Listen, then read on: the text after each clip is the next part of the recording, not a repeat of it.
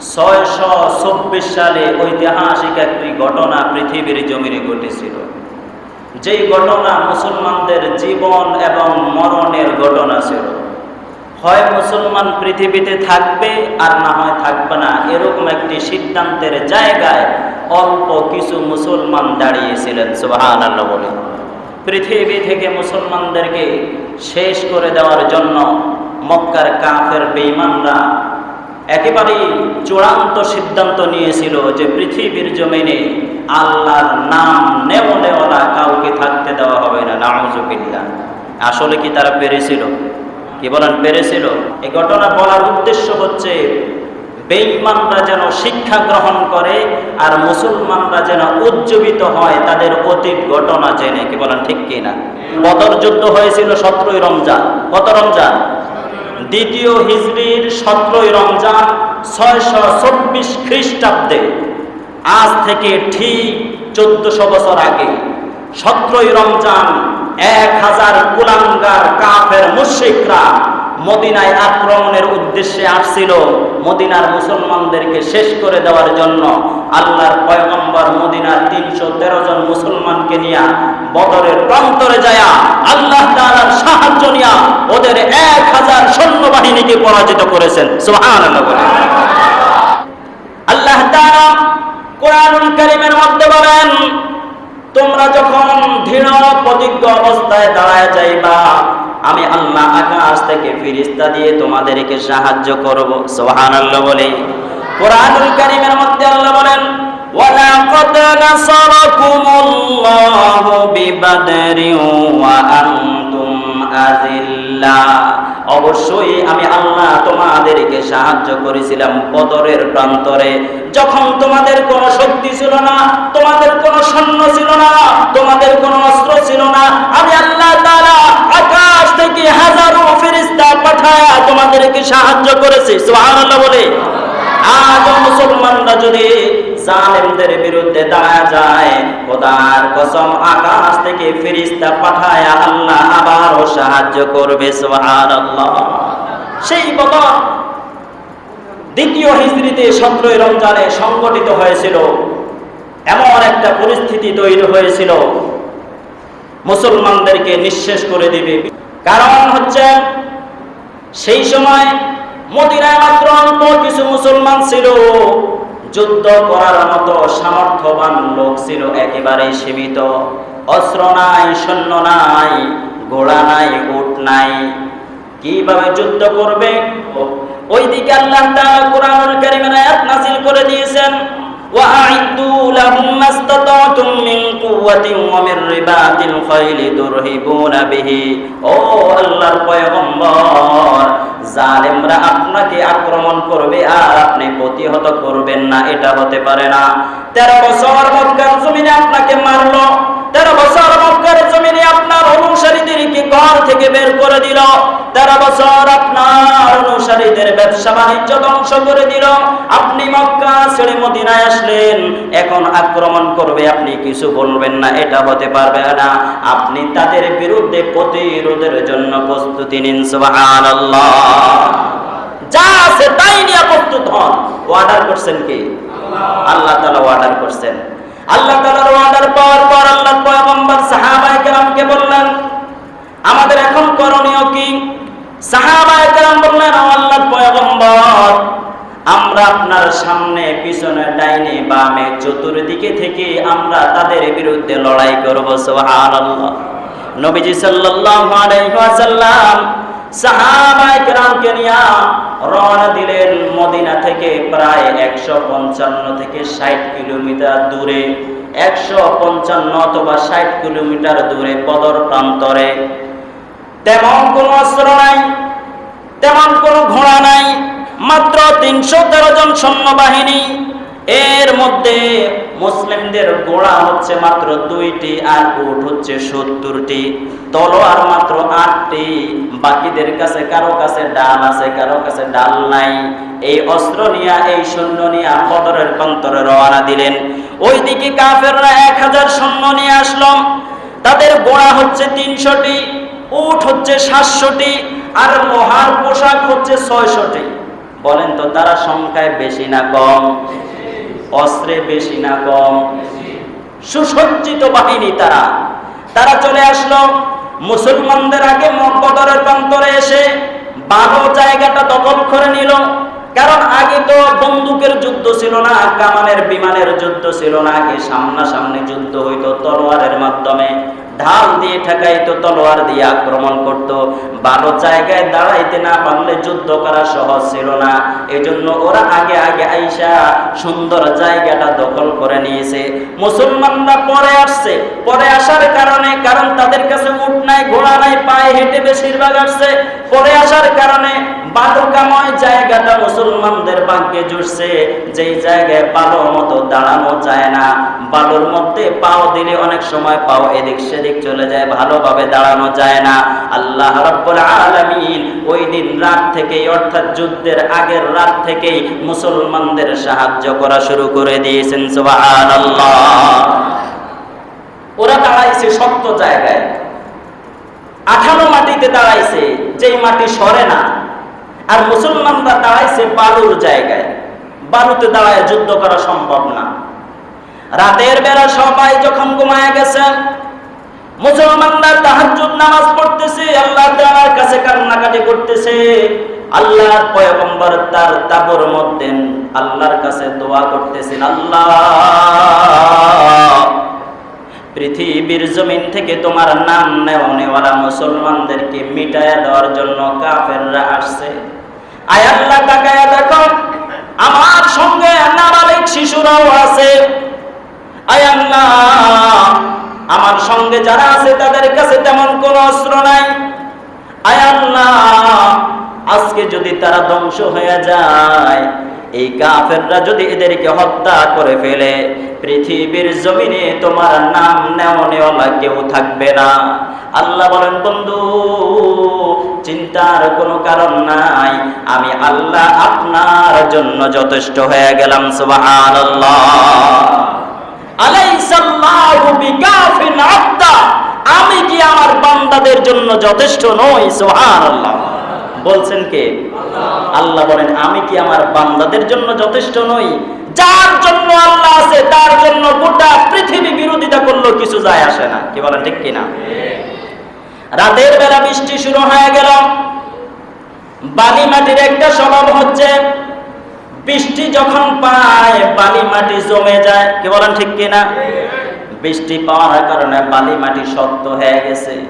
ওইদিকে আঠালো মাটিতে তারা যেই জায়গায় দাঁড়ায় ছিল, ওই জায়গাটা বৃষ্টির কারণে পিচ্ছিল হয়ে গেছে। পাওটা এক জায়গায় যায় পড়ে আর এক জায়গায়। সুবহানাল্লাহ বলে, আর জোরে বলে সুবহানাল্লাহ। গত বছর যখন উমরায় গেলাম, বদরের প্রান্তর কানায় কানায় ঘুরে ঘুরে দেখলাম যে আসলে এই জায়গায় তো সেই জায়গা, যেই জায়গায় মুসলমানদের নবী সহ একেবারে শেষ করে দেওয়ার জন্য কাফেররা আসছিল। আল্লাহ তাআলা ফেরেশতা পাঠায়া সাহায্য করে এই জায়গায় তাদেরকে পরাজিত করছেন। সুবহানাল্লাহ। রাতের বেলা বৃষ্টি হওয়ার পর নবীজি সাল্লাল্লাহু আলাইহি ওয়াসাল্লাম বলেন, ও সাহাবীরা, বৃষ্টির কারণে যেহেতু জমিনটা শক্ত হয়ে গেছে, পানির কূপ ওরা দখল করে নিয়েছে, আমাদের কাছে পানি নাই, সুতরাং বৃষ্টির পানি আটকানোর জন্য বালু দিয়ে একটু বান দিয়া দাও, কূপ বানায়া ফেলো। সুবহানাল্লাহ বলে, বৃষ্টির পানির চাইতে উত্তম পানি পৃথিবীতে আজ পর্যন্ত নাই। কি বলেন, ঠিক কিনা? খাবারের জন্য উত্তম পানি হচ্ছে বৃষ্টির পানি। এখন উত্তম পানির ব্যবস্থা আল্লাহ তাআলা বৃষ্টির মাধ্যমে করে দিয়েছেন। সুবহানাল্লাহ। পরদিন সকালবেলা যুদ্ধ শুরু হয়ে যাবে। রাতের বেলায় আল্লাহ তাআলা আল্লাহর পয়গম্বরকে জানায় দিলেন, বন্ধু আপনি টেনশন করবেন না, আমি হাজার হাজার ফেরেশতা আপনার সাহায্যে পাঠিয়ে দেব। সুবহানাল্লাহ বলে, রাতের বেলা নবীজি সাল্লাল্লাহু আলাইহি ওয়াসাল্লাম যখন ঘুমাইলেন, ঘুমের মধ্যে স্বপ্ন দেখলেন যে ফেরেশতাদেরকে আল্লাহ পাঠাবেন, তারা অলরেডি দুনিয়াতে নাইমা গেছে। আল্লাহু আকবার। বলেন তো, নবীজির স্বপ্ন সত্য না মিথ্যা? নবীজির স্বপ্ন বাস্তবের মতোই হয়। সুবহানাল্লাহ বলে, যেই পাহাড়ে নামছেন সেই পাহাড়ে ঘুরে আসলাম, সেই পাহাড়ের নাম হচ্ছে ফেরেশতা পাহাড়। কিয়ামত পর্যন্ত ওই পাহাড়কে আল্লাহ তাআলা একটু ভিন্নভাবে রাখছেন। সব পাহাড়গুলো কালো পাথরে ঢাকা, বড় বড় পাথর দিয়ে ঢাকা, আর ওই পাহাড়টা লাল বালি দিয়ে ঢাকা। সুবহানাল্লাহ বলি। পৃথিবীর মানুষ দেখবে, কিয়ামত পর্যন্ত মানুষ যারা আসবে দেখবে এইখানে আল্লাহ তাআলা মুসলমানদের সাহায্যার্থে আকাশ থেকে ফেরেশতা নাজিল করেছেন। সুবহানাল্লাহ। শুধু তাই নয়, নবীজি রাতের বেলায় স্বপ্ন দেখলেন আবু জাহেল, উতবা, শাইবা, উমাইয়া ইবনে খালদ যারা আছে সবাই ওই যুদ্ধের ময়দানে নিহত হবে, এবং কোন কোন জায়গায় মরবে সব জায়গা নবীজিকে আল্লাহ দেখায় দিয়েছেন। সুবহানাল্লাহ বলি।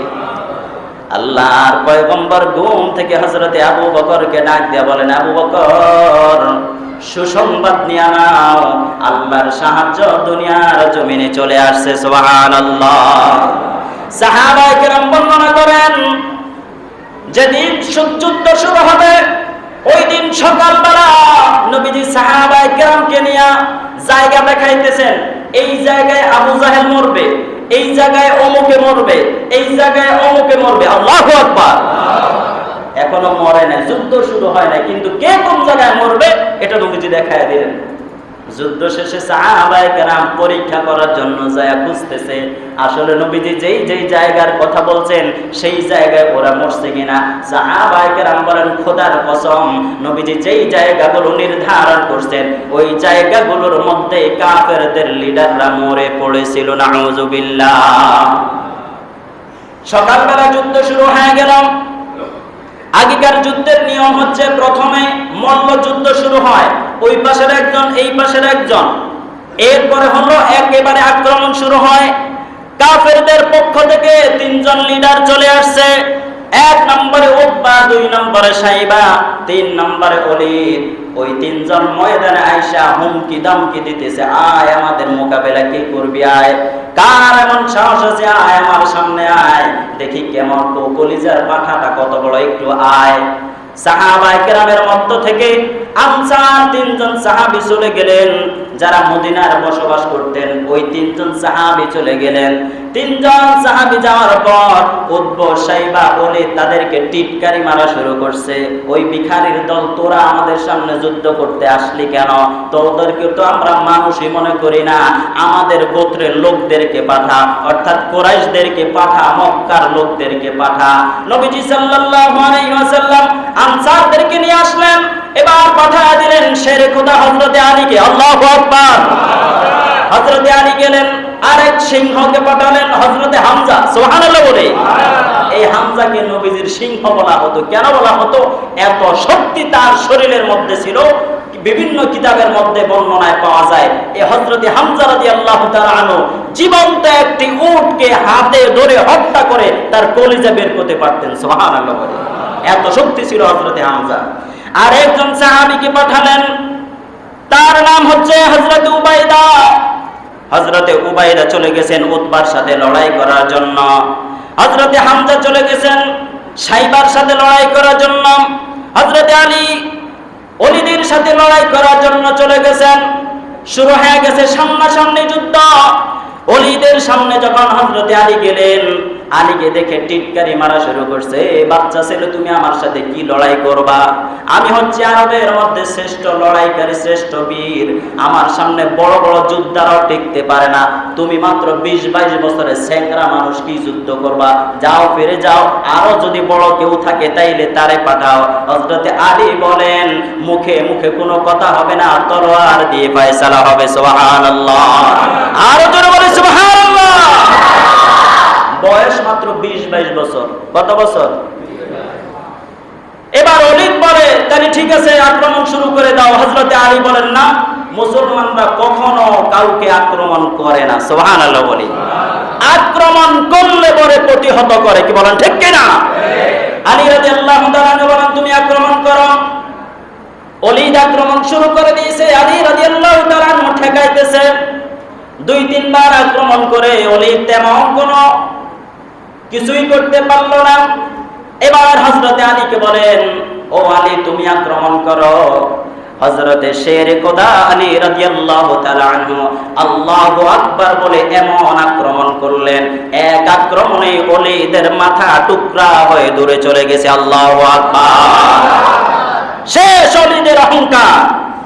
এবার হযরতে হামজা রাদিয়াল্লাহু তাআলা আনহুর সাথে সাইবার লড়াই চলতেছে। একই অবস্থা, হযরতে হামজা রাদিয়াল্লাহু তাআলা আনহুর আক্রমণ কারণে সাইবার মাথাও দ্বিখণ্ডিত হয়ে গেছে। আল্লাহু আকবার। ওইদিকে হযরতে উবাইদা রাদিয়াল্লাহু তাআলা আনহু উতবার সাথে লড়াই করতেছে। উবাইদা রাদিয়াল্লাহু তাআলা আনহুকে আক্রমণ করে উতবা আহত করে ফেলছে, পাও আহত হয়ে গেছে, পায়ের মধ্যে আঘাত লাগছে। হযরত উবাইদা রাদিয়াল্লাহু তাআলা আনহু যখন আঘাত খাইলেন, কেমন যেন তেলে বেগুনে জ্বলে উঠলেন। এই হযরত উবাইদা রাদিয়াল্লাহু তাআলা আনহু আল্লাহর নামের হুঙ্কার ছেড়ে উতবার উপরে এমন আক্রমণ করলেন, আক্রমণের সাথে সাথে উতবাও জাহান্নামে চলে গেছে। আল্লাহু আকবার। তিন লিডার যখন শেষ, আবু জাহেল দেখলো খাইছে রে, আমাদের তিন বড় যোদ্ধা তিন ছেঙ্গার কাছে শেষ, যুদ্ধে আজকে কি হয় বলা যায় না, সুতরাং সবাই একসাথে আক্রমণ করো। বলেন তো, ওদের ছিল 1000, এখন 3 জন মারা গেলে আর কয়জন থাকে? 997 জন আছে না? আর মুসলমানদের সংখ্যা কত? 313 জন। 313 জনের উপর 997 জন আক্রমণ করে দিয়েছেন। এখানে মজার একটি ঘটনা হাদিসের কিতাবের মধ্যে, বুখারী শরীফ সহ অন্যান্য কিতাবের মধ্যে পাওয়া যায়। হযরত আব্দুর রহমান ইবনে আউফ বলেন, যুদ্ধের সিস্টেম ছিল কাতারবন্দি হয়ে যুদ্ধ করা। আমি যখন কাতারবন্দি হয়ে দাঁড়াইলাম, সবাই চাইতো আমার পাশে যেন একজন তাগড়া যুবক থাকে। আমি আমার পাশে দেখলাম, তাকায় দেখলাম ডান পাশে 16-17 বছরের একটি ছেলে, বাম পাশে 13-14 বছরের একটি ছেলে। মনে মনে ভাবলাম, আমার পাশে 2টা বাচ্চাই পড়লো, একটু ভালো শক্তিশালী মানুষ পড়লে কতই না ভালো হইতো। আমি এই চিন্তা করতেছি, এর মধ্যেই বাম পাশ থেকে ছোট্ট ছেলেটা আমার খোঁচা দিল। আল্লাহু আকবার। খোঁচা দিয়া বলে, চাচা, কানে কানে আস্তে আস্তে বলতেছে। অপর পাশের হাদিসের মধ্যে বিভিন্ন বর্ণনা পাওয়া যায়। কেউ বলেন তারা 2 জন এক ভাই, মানে এক বাপের সন্তান। কেউ বলেন না, 2 বাপের 2 সন্তান। তা আস্তে আস্তে বলতেছে, অপর পাশের ভাই যেন না শুনে, বলে যে, চাচা, আপনি কি আবু জাহেলকে চিনেন? সুবহানাল্লাহ বলে। হযরত আব্দুর রহমান ইবনে আউফ ডাক দিয়া বলেন, তুমি আবু জাহেলের পরিচয় জানি না, কি করবা? কই, চাচা, শুনলাম আমার নবী যখন মক্কায় ছিলেন, নবীর সব চাইতে বেশি কষ্ট আবু জাহেল নামক কুলাঙ্গার দিছে। নাউজুবিল্লাহ। ও চাচা, এখনো শুনতেছি নবীজি মদিনায় আসার পর আবু জাহেল নাকি নবীজিকে এখনো গালাগালি করে। আমার নবীকে যে গালাগালি করবে, সে পৃথিবীর জমিনে থাকার অধিকার রাখে না, ঠিক কিনা? ও চাচা, তার পরিচয়টা দেন, তারে আমি হত্যা করব, হয় সে মরবে, না হয় আমি মরব। আল্লাহু আকবার। চুপে চুপে বলছে, যখন দেখবো তোমাকে জানায় দিব। একটু পরে ডান পাশ থেকে আবার আরেকজন খোঁচা দিয়া কয়, চাচা, আবু জাহেল চিনেননি? আল্লাহু আকবার বলি। কয়, তুমি আবু জাহেলের পরিচয় যাই না, কি করবা? ঠিক একই কথা, যে আমার নবীর যারা গালি দেয়, আমার নবীর যারা কষ্ট দেয়, এরা পৃথিবীর জমিনে থাকার অধিকার রাখে না। সুতরাং যখন তাকে আমরা পাবো, যখন তাকে আমি পাবো, হয় তাকে মারবো, না হয় আমি মারবো। আল্লাহু আকবার। সেই সময় মুসলমান সন্তানদের, মুসলিম যুবকদের অবস্থা কি ছিল, ইমানি স্পৃহা কি ছিল, আর আমাদের যুবকদের স্পৃহা কি? হযরত আব্দুর রহমান ইবনে আউফ বলেন, একটু পরে আমি দেখি আবু জাহেল সাদা একটি উঁচা ঘোড়া নিয়া, বড় একটি ঘোড়া নিয়া যুদ্ধের ময়দানে মানুষদেরকে দিক নির্দেশনা দিতেছে, যুদ্ধের ময়দানে ঘুরতেছে। আমি 2 জনকেই বললাম, ওই যে দেখো, বড় ঘোড়া নিয়া দৌড়াইতেছে, এদিক সেদিক যাইতেছে, ওইটার নামই হচ্ছে আবু জাহেল। হযরত আব্দুর রহমান ইবনে আউফ বলেন, আমি এটা বলতে দেরি হলো, আমার চোখকে বিশ্বাস করাইতে আমি পারলাম না।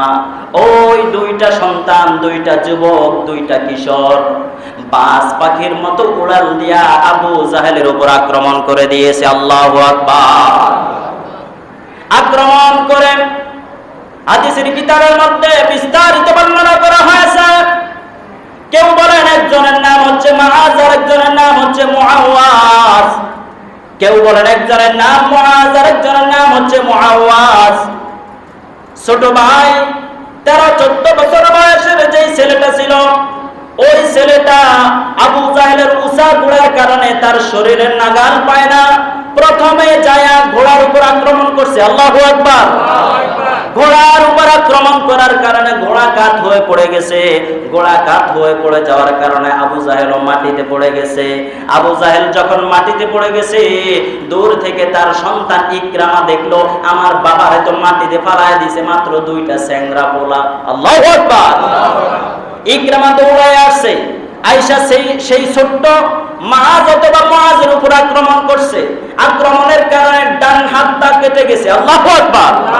ডান হাত কেটে গিয়ে সামান্য একটু চামড়ার সাথে ঝুলতেছে।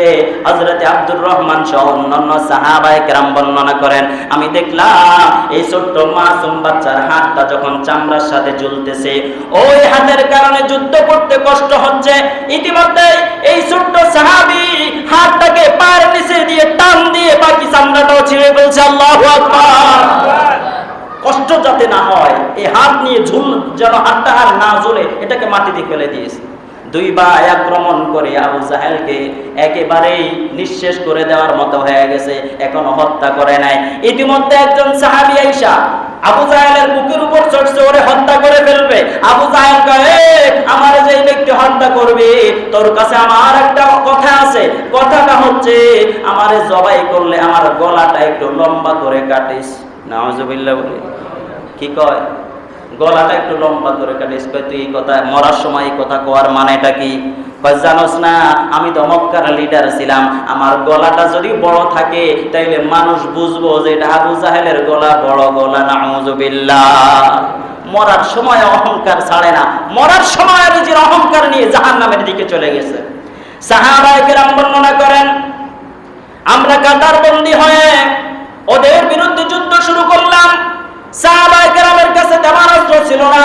নবীজি সাল্লাল্লাহু আলাইহি ওয়াসাল্লাম সাহাবায়ে কেরামের হাতের মধ্যে খেজুরের ডাল, গাছের ডাল, বিভিন্ন গাছের লাঠি উঠায়া দিয়েছে। ও মুসলমান একটু বলেন তো, যেখানে সুসজ্জিত লোহার বর্ম পরানেওয়ালা সৈন্যবাহিনী আছে, হাতে ডাল আছে, হাতে তলোয়ার আছে, তাদের বিরুদ্ধে লাঠি দিয়া কি যুদ্ধ করা যায় নাকি? কি বলেন, সম্ভব? কোশ্চিন কালেও সম্ভব না। হাতের মধ্যে লাঠি দিয়া দিবেন, ওইদিকে আল্লাহ তাআলা যুদ্ধের কৌশল শিখায়া দিবেন কেমনে মারতে হবে। আল্লাহু আকবার। আল্লাহ বলেন ফাদরিবু ফাওকাল আনাক ওয়াদরিবু মিনহুম কুল্লা বানান। কুরআনুল কারীম আয়াত নাযিল করে দিয়ে আল্লাহ বলেন ওদের গালের মধ্যে মারো, ওদের গিরার গিরায় মারো। আল্লাহু আকবার। কে শিখাইছেন? আল্লাহ শিখায়া দিয়েছে। বদরের যুদ্ধ শুরু হয়ে গেল, আল্লাহ তাআলা ফেরেশতা পাঠায়া দিলেন। মুসলমানদের মাইর খায় ওরা পড়ানো শুরু করছে। মুসলমানরা মারতে মারতে 70টারে জাহান্নামে পালাইছে। আল্লাহু আকবার। আর 70টারে গ্রেফতার করছে। এর ভিতরে কয়েকটা লিডারও ছিল। এদেরকে জিজ্ঞাসা করা হয়, কিরে আমাদের কাছে তেমন কোনো অস্ত্র নাই, মাত্র 8টা তলোয়ার। কয়টা তলোয়ার? 313 জনের মধ্যে মাত্র 8টা তলোয়ার। তলোয়ার নাই, সৈন্য নাই, কিছু নাই। তোরা 1000 বাহিনী, অস্ত্রের অভাব নাই, ঘোড়ার অভাব নাই, উটের অভাব নাই, তাইলে তোরা মাইর খাইলি কেন, পরাজিত হইলি কেন, ভাগতেছত কেন? কাফেররা ডাক দিয়া মিথ্যা কথা বইল না। আল্লাহু আকবার। ও মুসলমানরা, মিথ্যা কথা বইল না। তোমাদের অস্ত্র নাই, সৈন্য নাই, ঘোড়া নাই, কে বললো? যখন তোমরা আক্রমণ করলা আমরা দেখলাম বিশাল বিশাল পাগড়ি মাথার মধ্যে, সাদা ঘোড়ার উপর সওয়ার হইয়া, বড় বড় শরীরের অধিকারী, বিশাল বিশাল লম্বা তলোয়ার লইয়া, বিশাল বিশাল চাবুক লইয়া আমাদেরকে পিটাইতেছে।